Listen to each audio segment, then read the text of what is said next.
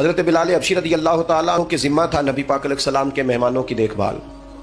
اور یہ دیکھیں کتنی بڑی سعادت ہے، حضور نے سارے معاملات کی کنجیاں ہی سیدنا بلال حبشی کو عطا فرمائیں رضی اللہ تعالیٰ. حضرت بلال کو پتہ تھا پیسہ کہاں سے آنا ہے، کہاں لگانا ہے، کیا کرنا ہے. مہمان آتے تھے تو آپ کو پتہ ہے حضور کا فقر مبارک اختیاری ہے، پسند ہے نبی پاک. ایک یہودی تھا، بلکہ یہودیوں کا عالم تھا. اس نے ایک دن حضرت بلال حبشی سے کہا کہ مجھے پتہ چلا ہے کہ آپ حضور کے مہمانوں کے لیے سارے بندوبست کرتے ہیں اور بعض اوقات آپ قرض بھی لیتے ہیں، تو میرے پاس کچھ اضافی پیسے پڑے ہوتے ہیں، مجھ سے قرضہ لے لینا. حضرت بلال نے کہا ٹھیک ہے، قرضہ اس سے لے لیا. ایک مقررہ میعاد، ایک وعدہ اس کے ساتھ طے ہو گیا. سیدنا بلال حبشی رضی اللہ تعالیٰ عنہ نے وہ پیسے لا کے مہمانوں پر خرچ کر دیے. ابھی اس وعدے میں نا پیسے لوٹانے میں کچھ دن باقی تھے. نبی کریم علیہ السلام، سیدنا فاروق اعظم، چند اور صحابہ مدینہ منورہ کے ایک چوک میں موجود تھے. تو وہ یہودی مطالبہ کرنے آ گیا. آپ کو میری پوری بات کی سمجھ آ رہی ہے؟ یعنی ابھی جو معاہدہ ہے، جو طے شدہ تاریخ ہے، اس میں دن باقی ہیں. اس نے آ کے کہا میرے پیسے دیں. تو نبی پاک علیہ السلام نے فرمایا ابھی تو وعدے میں وقت باقی ہے. اس نے معاذ اللہ سخت باتیں کرنی شروع کر دی، سخت. اب آپ کے پاس دلیل بھی ہو، آپ سچے بھی ہوں، وعدے میں ٹائم بھی ہو، تو کسی کی سخت بات سنی جاتی ہے. اور جہاں بھائی وعدہ آئے گا تو دیکھی جائے گی تیری اتنی ضرورت. اب جب اس نے سخت بات کی تو سیدنا عمر فاروق نے تلوار پہ ہاتھ رکھا. حضرت عمر ہے نا، شیر ہے نا اللہ رسول کے، ہاتھ رکھا تلوار پر. تو نبی پاک علیہ السلام نے فرمایا عمر جلدی نہ کر. بڑی بردباری سے، حلیمی سے، اطمینان سے، سکون سے. حضور فرمانے لگے عمر اس نے پیسے لینے ہیں، وہ مطالبہ کر سکتا ہے، تمہیں چاہیے تھا کہ تم اسے کہتے ذرا نرمی کر، مجھے کہتے پیسے ادا کر دیں. حضور فرمانے لگے اب اس طرح کرو، اس کے ساتھ جاؤ، فلاں جگہ کھجوریں پڑی ہیں، جتنا اس کا قرض ہے اتنی کھجوریں تول کے دے دو، اور یہ جو تم نے تلوار پہ ہاتھ رکھا ہے نا، اسے ڈرایا ہے، تھوڑی کھجوریں زیادہ بھی دے دینا. آپ کا بردبار ہونا، حلیم الطبع ہونا، مزاج میں ٹھہراؤ ہونا، سکون ہونا، یہ بڑا بندے کو نا وزادار بنا دیتا ہے. آپ ہر شخص کے لیول پہ اتر کر جھگڑا نہ کریں.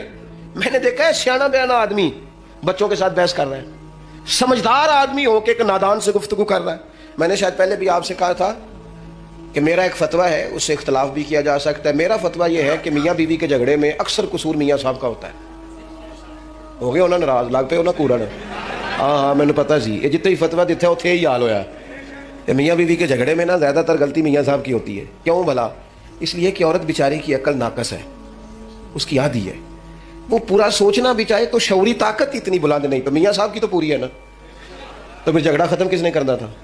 تو جی میاں صاحب آکر تینوں آج ٹھیک کر کے ہی چھڑ رہے، تو یہ تو غلط بات ہے نا بھائی.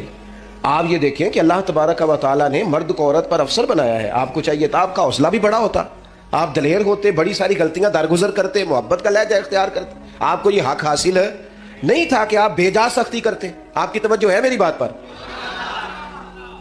نبی پاک صلی اللہ تعالیٰ علیہ وسلم نے کمال بردباری کے ساتھ فرمایا کچھ زیادہ بھی. حضرت عمر ساتھ لے گئے، کھجوریں تول تول کے دی. حضرت عمر کہتے ہیں اب حضور کا حکم تھا، تھوڑی زیادہ بھی دی، لیکن وہ سیدنا عمر کے مزاج میں جلال تھا. فرماتے ہیں وہ مجھے کہنے لگا عمر ایک بات کرنی تھی. کہتے ہیں مجھے غصہ تھا، میں اس کو پر نرمی کر ہی نہیں رہا تھا. میں نے کہا جی کیا بات کرنی تھی؟ کھجوریں لے جائیں، آپ کا کام ہو گیا. کہتے ہیں وہ کہنے لگا عمر میرے دوست میرے اوپر سختی نہ کر، میرا مسئلہ سمجھ. میں نے کہا وہ کیا؟ کہنے لگا میں یہودیوں کا عالم ہوں، تورات جانتا ہوں. میں نے نا تورات میں آخری نبی اللہ کے محبوب علیہ السلام کی جتنی شانیں پڑھی تھی نا، وہ ساری رسول پاک میں موجود ہے. ایک شان میں نے یہ حضور کی پڑھی تھی کہ وہ بڑے حلیم ہوں گے، بڑے بردبار ہوں گے، ان کے مزاج میں کمال حوصلہ ہوگا. اور جتنا جتنا کوئی جہالت کرتا جائے گا محبوب کی بردباری اتنی بڑھتی جائے گی.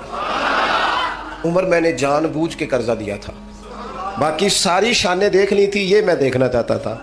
میں نے قرضہ بھی جان بوجھ کے دیا، وقت سے پہلے بھی جان بوجھ کے آیا، سخت باتیں بھی معاذ اللہ کی. لیکن جب رسول پاک صلی اللہ علیہ وسلم کی بردباری، حوصلہ اور وفاداری دیکھی تو عمر اب تو مہربانی کرنا، مجھے لے چلنا مجھے نبی پاک سے معافی بھی لے کے دے دے اور رسول پاک کا کلمہ بھی پڑھوا دے. میں تیریاں ویخ کے عدامت مرید ہو گئی. اب نا یہ حلم، یہ بردباری، یہ کمال، یہ وزاداری، یہ ٹھہراؤ، یہ حسن، یہ تازگی، یہ رسول پاک کی عظمتوں کی بلندیاں، میرا تو دل کرتا ہے اب قربان ہو جاؤں حضور کی ہر ہر ادا پر۔ قربان، تھوڑا نا مزاج میں بردباری لائیں، حوصلہ لائیں۔ کوئی ضروری ہے ہر سوال کا جواب ہم نہیں دینا ہے؟ نہیں سمجھ آئی بات کی؟ کوئی ضروری ہے کہ جو بندہ جو بات کرے گا ہم اس کی سطح پہ اتریں گے؟ میں تینوں پوچھ لینا ہے، کئیاں نو نہیں بھی پوچھی دا، نہیں سمجھ آئی؟ مجھ کو کہتا ہے جا بھائی، میں اکثر دوستوں سے کہتا ہوں ساری عدالتیں خود نہ لگاؤ، ایک عدالت قیامت والے دن بھی تو لگنی ہے نا، کچھ فیصلے اس عدالت پہ بھی چھوڑ دو، کچھ چیزیں اللہ تبارک و تعالیٰ کی بارگاہ پر چھوڑ دو۔ ہمارا ایک تو استقامت کا مزاج نہیں، دوسری بردباری نہیں، اور تیسری بات، بس اسی پر میں نے اپنی بات کو سمیٹ دینا ہے، تیسرا ہمارا مسئلہ یہ ہے کہ ہمیں نہ صرف اپنے جذبات کا احساس ہے۔ اللہ کرے اتنا بڑا اور اتنا خوبصورت اجتماع ہے، آج میں اپنی اور آپ کی کچھ تربیت کر پاؤں۔ خود غرض ہوتے ہیں وہ لوگ جو صرف اپنے بارے میں سوچتے ہیں، خود غرض ہوتے ہیں۔